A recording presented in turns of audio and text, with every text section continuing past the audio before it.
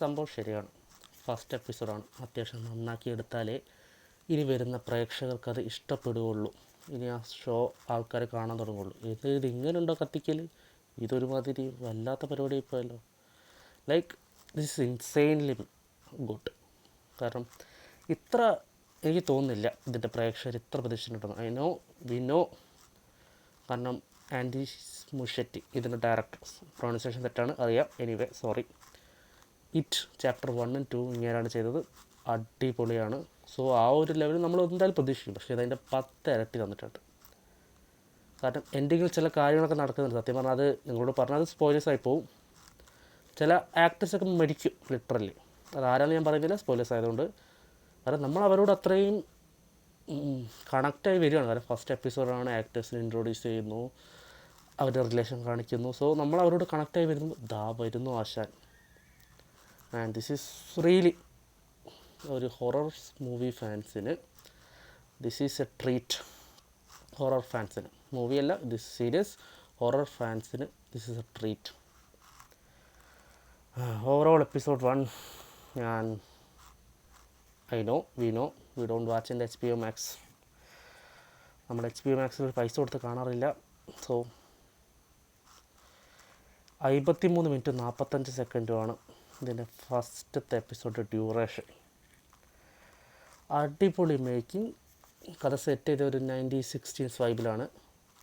So കഥ തുടങ്ങുന്നത് എവിടെയാണെന്ന് വെച്ചാൽ, ഒരു കുട്ടി, ആ കുട്ടിയെ കാണാതാവുന്നു.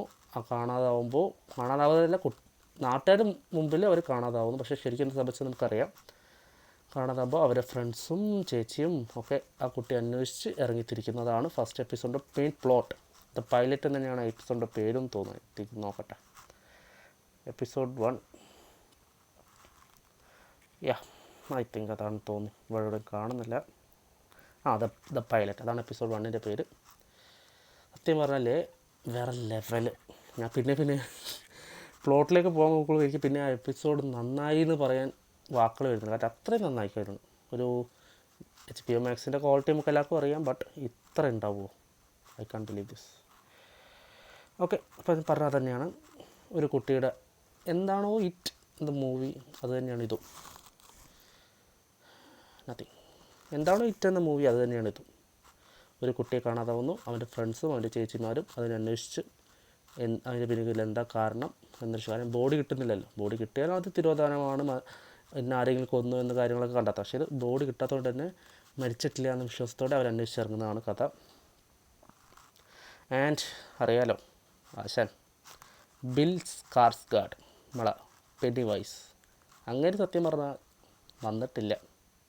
ആക്ച്വലി വരാണ്ട് തന്നെ ഇങ്ങനെ ഇനി ആശാനും കൂടി വന്നു കഴിഞ്ഞാൽ പിന്നെ വരുമെന്നറിയാം.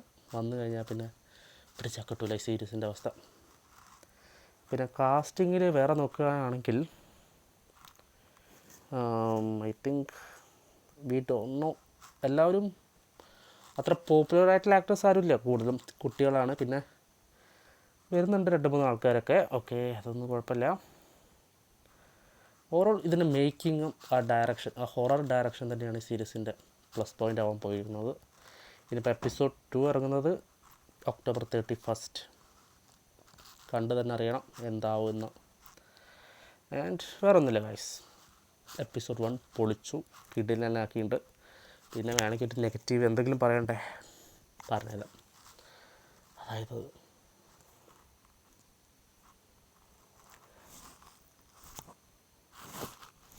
ബ്ലാക്ക് ആയ ആക്ടേഴ്സിനെ വല്ലാണ്ട് കഷ്ടപ്പെട്ട് പ്രൊമോട്ട് ചെയ്യാൻ വേണ്ടിയിട്ട് ഈ സീരീസ് ശ്രമിക്കുന്നുണ്ട്. പ്രത്യേകിച്ച് ക്ലൈമാക്സ് കണ്ടാൽ അറിയാം, മരിക്കുന്നവരെല്ലാവരും വൈറ്റാണ്.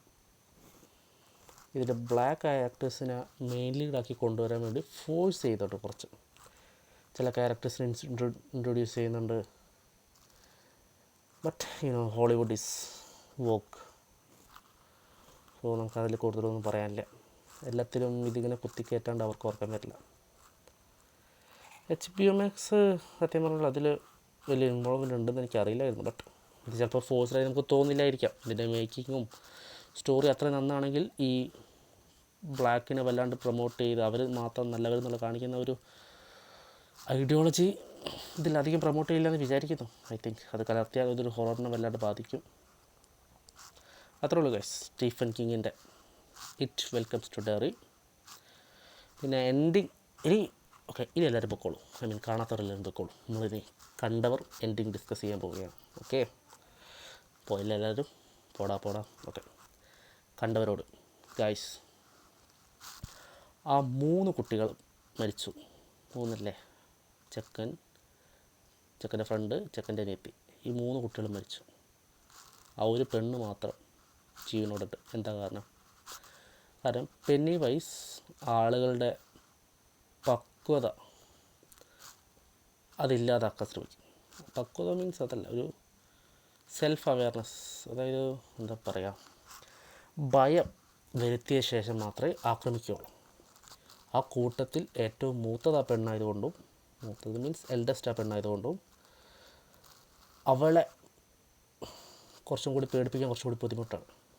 അവൾ പേടിച്ചു, നല്ല പൊട്ടിക്കരയുന്നതാണ് ആ എപ്പിസോഡ് എൻഡിങ്. ബട്ട് ബാക്കിയുള്ളവർക്ക് പ്രായം അതിനേക്കാളും കുറവായതുകൊണ്ട് തന്നെ അവർ പെട്ടെന്ന് പേടിച്ചു. അതുകൊണ്ട് അവർ പെട്ടെന്ന് അറ്റാക്ക് ചെയ്തു എന്നാണ് എനിക്ക് മനസ്സിലായത്. പിന്നെ അതിൻ്റെ കൂടാണ്ട് ഞാൻ ഈ യൂട്യൂബിൽ കണ്ട സാധനമാണ്, കോപ്പി അടിച്ച് പറയുന്നതാണ്. ആ പെണ്ണിൻ്റെ അനിയൻ ഒരു ആമയുടെ ഒരു കീ ചെയിനോ എന്തോ നെക്ലേസ് എന്തോ ഗിഫ്റ്റ് കൊടുക്കുന്നുണ്ട്. അത് വാങ്ങിയത് കൊണ്ടാണ് ഇവളെ മാത്രം ആക്രമിക്കാത്തതൊക്കെ പറയുന്നുണ്ടായിരുന്നു.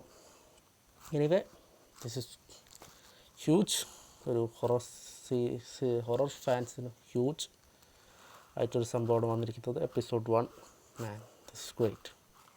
സോ തീർച്ചയായും പോയി നമുക്ക് കാണാം ഇനി എന്താവുന്നു. സെക്കൻഡ് എപ്പിസോഡിനെ പറ്റിയുള്ള എൻ്റെ അഭിപ്രായം ഞാൻ അപ്പോൾ ഒന്ന് പറയാം. പിന്നെ ഈ വോക്കും കാര്യങ്ങളൊക്കെ അതിൻ്റെ അകത്ത് ഉണ്ടാവുമോ, ഇനി എങ്ങോട്ടാണ് എന്താ തുടങ്ങാൻ പോകുന്നതെന്നും നമുക്ക് കണ്ടറിയാം. Okay guys, by.